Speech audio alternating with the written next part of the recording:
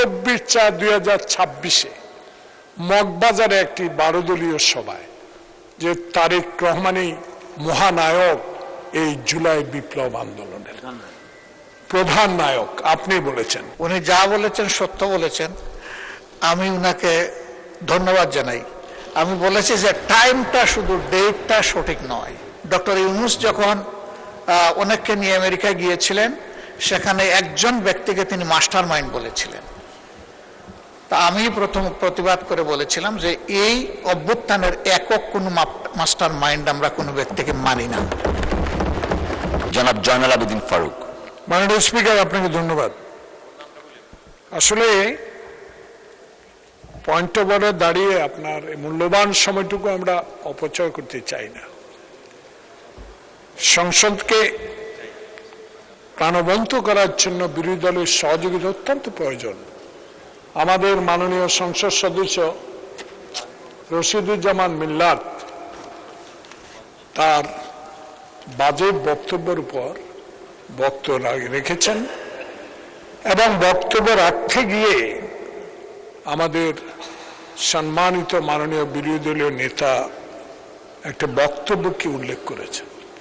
আপনি যদি অনুমতি দেন, উনি তারপর পরে মাইক নিয়ে একটু প্রতিবাদ করেছেন, সেটা যদি আপনি আমাকে অনুমতি দেন আমি ওনার বক্তব্যটুকু আপনাকে শোনাতে চাই, যদি আপনি অনুমতি দেন। আপনি যা বলতে চাচ্ছেন সেটা বলেন না, আপনি একটু ওনার, ঠিক আছে, দরকার নাই। আমি এখানে বলতে চাই যে সবচেয়ে প্রথমে বাংলাদেশে যে 5 আগস্ট যে বিপ্লব, জুলাই বিপ্লব সংগঠিত হয়েছে, প্রথমে বিএনপি এবং তারেক রহমান বলেছেন জুলাই গণঅভ্যুত্থানের মহানায়ক এদেশের জনগণ।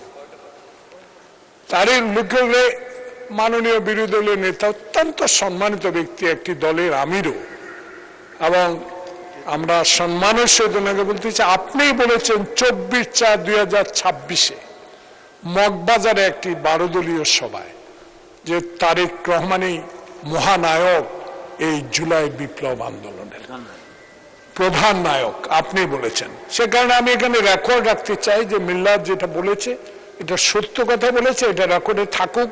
আমাদের এই কথাটুকু যে ওনার বক্তব্যের সাথে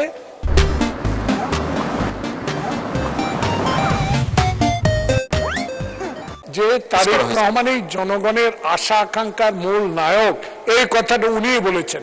তাই আমি এটাকে রেকর্ডে, এই সংসদের রেকর্ডে রাখতে চাই। আপনাকে ধন্যবাদ। মাননীয় বিরোধী দলীয় নেতা। ওনার সাথে আমার কোনো বিরোধ নাই। উনি যা বলেছেন সত্য বলেছেন, আমি উনাকে ধন্যবাদ জানাই। আমি বলেছি যে টাইমটা শুধু ডেটটা সঠিক নয়। আমরা জেলে ছিলাম একসাথে, এখানে এই হাউসে অনেকেই আছেন আমরা যারা জেলে ছিলাম।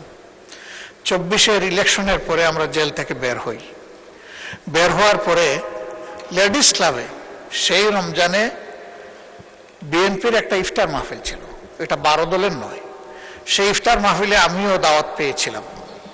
সেখানে তারেক রহমান সাহেব, এটা 12 দল হোক আর বিএনপি হোক, তারেক রহমান সাহেব তিনি ভার্চুয়ালি প্রধান অতিথি হিসাবে যুক্ত ছিলেন। ওই ইফতার মাহফিলে আমি বক্তব্য রেখেছিলাম এবং তিনি যা বলেছেন সত্যই বলেছেন, আমি তাই বলেছি। মিল্লাত সাহেব বলেছিলেন যে এটা 5 আগস্টের পর পর, আমি বলেছি ওইটাই কারেকশন, 5 আগস্টের পর পর নয়।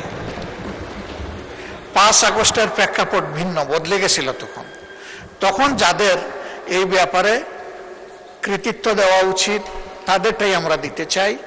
সেই উপলক্ষে আমি আমেরিকার একটা কথাও এখানে এনেছি। ডক্টর ইউনূস যখন অনেককে নিয়ে আমেরিকা গিয়েছিলেন, সেখানে একজন ব্যক্তিকে তিনি মাস্টার মাইন্ড বলেছিলেন।